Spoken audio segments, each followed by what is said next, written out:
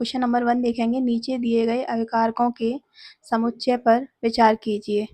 पहला ऑप्शन है Al2SO4 का होल थ्राइस, इसमें प्लस जिंक और आएगा, टाइपिंग मिस्टेक हो गई है। दूसरा ऑप्शन है Al2SO4 का होल थ्राइस Fe। तीसरा ऑप्शन है CuSO4 प्लस Fe। चौथा है CuSO4 प्लस जिंक। पहले ऑप्शन में हमें दिया है Al2SO4 जिंक से रिएक्ट करेगा तो कौन सी रिएक्शन होगी। तो अगर हम रिएक्टिविटी सीरीज में देखें तो एल्युमिनियम की जो रिएक्टिविटी होती है वो जिंक से ज़्यादा होती है और जिंक की जो रिएक्टिविटी होती है वो कम होती है। ये जिंक को डिस्प्लेस नहीं कर पाता तो ये रिएक्शन नहीं होती है। दूसरा ऑप्शन देखेंगे Al2SO4 का होल थ्राइस प्लस Fe। तो इसमें क्या होता है कि एल्युमिनियम की जो रिएक्टिविटी होती है आयरन से ज़्यादा होती है, क्योंकि ये रिएक्टिविटी सीरीज में Fe से ऊपर आता है। तो एल्युमिनियम को Fe डिस्प्लेस नहीं कर पाता तो ये भी नो रिएक्शन होगी। तीसरा ऑप्शन देखेंगे CuSO4 plus Fe। Reactivity series में Fe पहले आता है और कॉपर बाद में आता है। तो Fe की जो रिएक्टिविटी है वो ज़्यादा होती है, कॉपर की कम होती है। तो Fe इसको यहाँ से डिस्प्लेस कर देगा तो FeSO4 बनेगा प्लस कॉपर, तो ये रिएक्शन होगी। लास्ट ऑप्शन देखेंगे हम। चौथा ऑप्शन है हमारा CuSO4 प्लस जिंक। तो इसमें क्या होता है कि कॉपर की रिएक्टिविटी, इसमें जिंक की रिएक्टिविटी ज़्यादा होगी और कॉपर की कम होगी। तो जिंक कॉपर को यहाँ से डिस्प्लेस कर देगा, ZnSO4 प्लस कॉपर बनाएगा। तो इसमें C और D, ये हमारा D आंसर होगा। इसका जो यहाँ पे D होगा और इसका आंसर D होगा, क्योंकि पहला दिया है हमें A और B, तो ये ऑप्शन नहीं होगा। दूसरा दिया है केवल C, तीसरा है केवल D, ये भी नहीं होगा। तो इसका जो राइट आंसर होगा वो होगा C और D। आगे क्वेश्चन देखेंगे। क्वेश्चन नंबर 2, तत्व X एक विद्युत का कुचालक है। ऑक्सीजन में जलकर एक गैस उत्पन्न करता है जो जल में घुलनशील है। यह विलयन नीले लिटमस को लाल कर देता है। तत्व X है। जो नीले लिटमस को जो लाल कर देते हैं वो प्रवृत्ति होती है अम्लों की। अम्ल क्या करते हैं, नीले लिटमस को लाल कर देते हैं। तो इसका जो राइट ऑप्शन है वो फोर्थ है, क्योंकि सल्फर जब ऑक्सीजन में जलता है तो ऑक्सीजन में जल के जो बनाता है सल्फर डाइऑक्साइड। सल्फर डाइऑक्साइड जल में घुलनशील होता है, जल में घुलकर ये बनाता है H2SO3 सल्फ्यूरस अम्ल। इस अम्ल की जो प्रवृत्ति होती है वो होती है कि नीले लिटमस को लाल करने की। तो इसका राइट ऑप्शन होगा नीले लिटमस को लाल करने की। इसका राइट ऑप्शन होगा फोर्थ, सल्फर। क्वेश्चन नंबर 3, किसी भोजन के नमूने में प्रोटीन की उपस्थिति को जांचने के लिए डाले गए रसायन। आइए हम देखते हैं। भोजन में प्रोटीन की जो उपस्थिति चेक की जाती है वो बाईयूरेट परीक्षण से की जाती है। उपस्थिति चेक करने के लिए जो परीक्षण यूज़ किया जाता है वो बाईयूरेट परीक्षण चेक किया जाता है परीक्षण से। इसमें क्या होता है, हम भोजन के अंदर कॉपर सल्फेट और कास्टिक सोडा, जिससे हम सोडियम हाइड्रोक्साइड कहते हैं, उसको मिलाया जाता है। मिलाने के बाद जो भोजन का कलर है वो बैंगनी कलर देता है। इससे क्या होता है, इससे हमें पता चल जाता है कि भोजन में प्रोटीन की उपस्थिति है। तो इसका जो राइट ऑप्शन है वो होगा हमारा, पहला दिया है हमें कॉपर सल्फेट बेकिंग सोडा, दूसरा है कॉपर सल्फेट कास्टिक सोडा। तो इसका राइट आंसर होगा second, copper sulphate caustic soda. अगर हमें भोजन में प्रोटीन है कि नहीं उपस्थिति चेक करनी है तो हमें बाईयूरेट परीक्षण किया जाता है, और बाईयूरेट परीक्षण में कॉपर सल्फेट और सोडियम हाइड्रोक्साइड मिलाने पर उसका जो कलर है वो बैंगनी कलर उत्पन्न करता है, जिससे भोजन में प्रोटीन की उपस्थिति मानी जाती है। आगे क्वेश्चन देखेंगे हम। क्वेश्चन नंबर 4 देखेंगे। निम्न में से कौन सा जलीय विलयन विद्युत धारा का चालन करता है। देखिए, किसी भी विलयन के अंदर अगर फ्री इलेक्ट्रॉन होते हैं तो वो विद्युत धारा का चालन करता है, यानी वो विद्युत का सुचालक होता है। और जो विद्युत धारा का चालन नहीं करते हमें वो विद्युत के कुचालक कहते हैं। तो पहला ऑप्शन हमें दिया है नींबू का रस।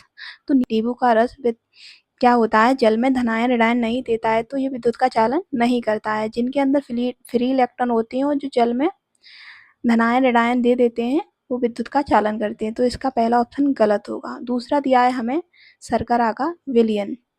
तो शर्करा का विलयन भी क्या होता है, ये जल में घुलने पर हमें धनायन ऋणायन नहीं देता है, तो ये भी विद्युत का चालन नहीं करेगा। तीसरा है कास्टिक सोडा। कास्टिक सोडा होता है NaOH, ये जल में जाने पर हमें Na+ और Cl- देता है, तो ये विद्युत का सुचालक होता है, यानी विद्युत धारा इसमें प्रवाहित होती है। इसका राइट ऑप्शन होगा थर्ड, कास्टिक सोडा का विलयन। चौथा ऑप्शन है साधारण नमक का विलयन।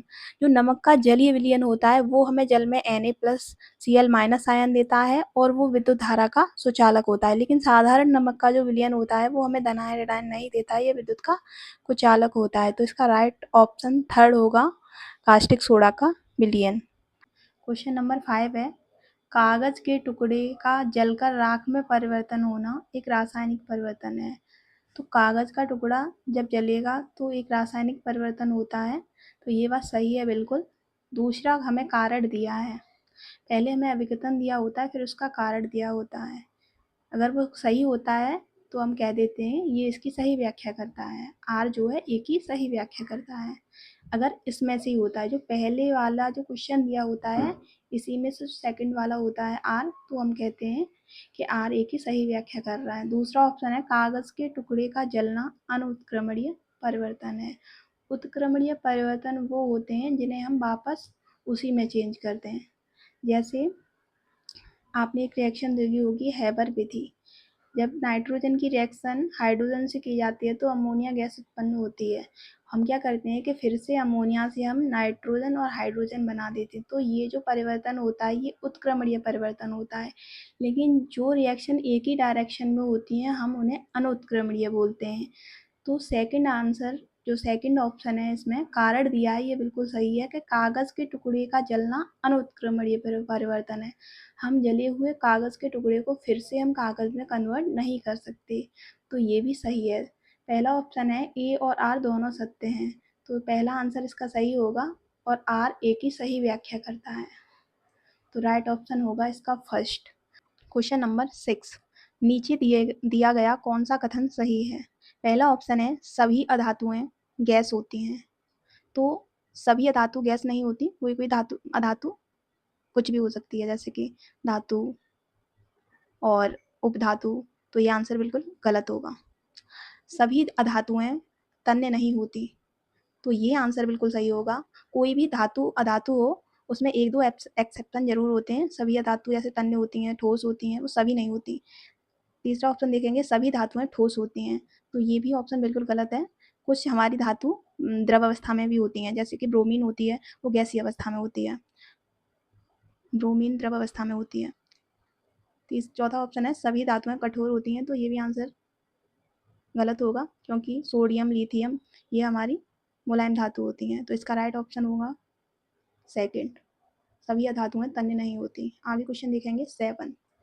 क्वेश्चन नंबर 7, धातु X धातु Y को लवण विलयन से विस्थापित कर देती है, परंतु धातु Z को उसके लवण विलयन से विस्थापित करने योग्य नहीं है। इसमें सबसे ज़्यादा अभिक्रियाशील धातु कौन सी होगी।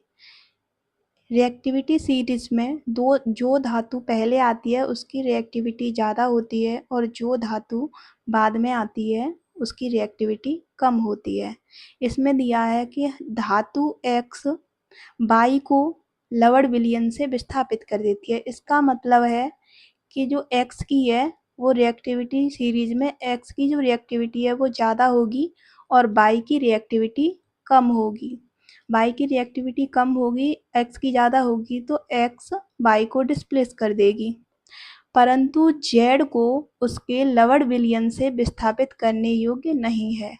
Z को इसका मतलब ये हुआ कि X से भी ज़्यादा जो रिएक्टिविटी है वो Z की होगी, इसीलिए Z न तो X को न Y को डिस्प्लेस कर पाती, तो इसमें सबसे ज़्यादा अभिक्रियाशील धातु जो होगी वो Z होगी, तो इसका राइट ऑप्शन होगा पहला Z। क्वेश्चन नंबर 8, नीचे दिए गया कौन सा समुच्चय रासायनिक परिवर्तनों को समाविष्ट करता है। जैसे ये पूछा गया है कौन कौन से रासायनिक परिवर्तन है, तो भोजन पकाना, पानी उबालना एक फिजिकल प्रॉपर्टीज होती है, तो पहला ऑप्शन तो गलत होगा ही नहीं। दूसरा ऑप्शन है लोहे का जंग लगना, एक केमिकल प्रॉपर्टीज होती है। कागज का जलना भी केमिकल रिएक्शन होती है, अभी हमने पीछे क्वेश्चन में पढ़ा। भोजन का पाचन जब करते हैं इसमें भी केमिकल रिएक्शन होती हैं, और लोहे के जंग लगने में भी केमिकल रिएक्शन होती है। लोहे का जंग लगना, इसका फॉर्मूला बहुत इंपॉर्टेंट होता है, Fe2O3.X H2O। तो राइट ऑप्शन इसका सेकंड होगा, लोहे का जंग लगना, कागज का जलना, भोजन का पाचन, तीनों ही केमिकल प्रॉपर्टी होती हैं। और हम आगे देखते हैं पानी का उबलना, तो देखो ये भी नहीं होगा, और कांच का तोड़ना, ये भी कोई केमिकल प्रॉपर्टीज नहीं है। चौथा है भोजन का पाचन, कागज के टुकड़े टुकड़े करना। कागज के टुकड़े टुकड़े करना कोई केमिकल प्रॉपर्टी नहीं है, जलाना एक केमिकल प्रॉपर्टीज है। जल में लवण का घोलना, ये भी केमिकल प्रॉपर्टीज है, लेकिन ये फिजिकल होती हैं। तो राइट ऑप्शन इसका सेकंड होगा। क्वेश्चन नंबर 9 देखेंगे हम। लवण और जल के मिश्रण को पृथक करने की प्रक्रिया में निम्न में से कौन सा सहायक नहीं होगा। जब हम लवण और जल के मिश्रण को अलग अलग करते हैं तो इनमें से कौन सी रिएक्शन, मतलब कौन सी प्रक्रिया नहीं होती है। तो आसमन किया जाता है, आसमन से हम चीज़ों को अलग करते हैं। जब आसमन करते हैं तो हमें उबालना पड़ता है, यानी उसको गर्म भी करना पड़ता है, और निस्तारण भी किया जाता है। और लवण और जल को जो पृथक करने के लिए जो प्रक्रिया यूज़ नहीं की जाती है वो निस्यंदन यूज़ नहीं किया जाता है। तो हमें ये पूछा है कौन सी प्रक्रिया उपयुक्त नहीं होती, तो इसका राइट ऑप्शन फोर्थ होगा, निस्यंदन।